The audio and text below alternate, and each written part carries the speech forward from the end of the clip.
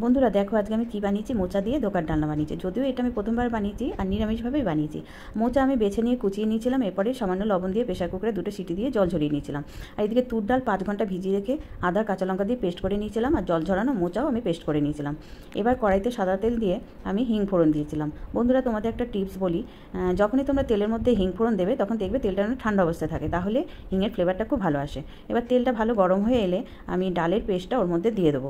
দিয়ে আমি 5 থেকে 6 মিনিট মাঝারি আঁচে ওটাকে নাড়াচাড়া করব। আর এই মোচার যে এই ডালনাটা করেছি, এত অপূর্ব হয়েছিল যে কি বলবো।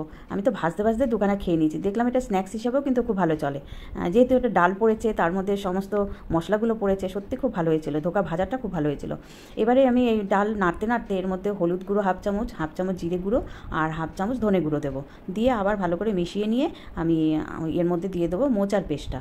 এবার মোচার পেস্টটা দেওয়ার পরে আমি নাড়তে নাড়তেই ওর মধ্যে দেবো 1 চা চামচ চিনি আর 1 চা চামচ লবণ।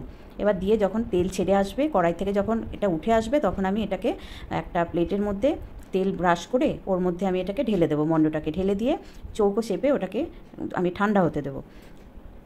এবার ঠান্ডা হয়ে গেলে আমি ওটাকে বরফির আকারে কেটে নেব। কেটে নিয়ে ওটাকে আমি সাদা তেলে ভেজে নেব।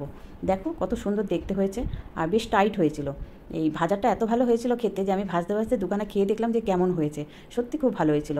এবারে আমি সর্ষের তেলে তেজপাতা, গোটা গরম মশলা, শুকনো লঙ্কা আর জিরে ফোড়ন দিয়েছিলাম। এবার একটু নেড়েচেড়ে ভালো যখন ফ্লেভার আসবে, তখন ওর মধ্যে টুকরো করে কেটে রাখা আলুগুলো দিয়ে 2 থেকে 3 মিনিট ভেজে নেব। এরপরে ওর মধ্যে হলুদ গুঁড়ো আর লবণ মেশাবো। তারপরে এর মধ্যে আমি 1 চা চামচ আদা বাটা, 1 চা চামচ লঙ্কা গুঁড়ো, 1 চা চামচ জিরে গুঁড়ো দিয়ে ভালো করে কষাবো। ভালো করে কষানো হয়ে গেলে আলু সেদ্ধ হওয়ার মতো জল দেবো। জল দিয়ে আমি ঢাকা দিয়ে আলু সেদ্ধ হতে দেবো। এবার আলু সেদ্ধ হয়ে গেলে তখন আমি এর মধ্যে ধোকার পিসগুলো দিয়ে দেবো।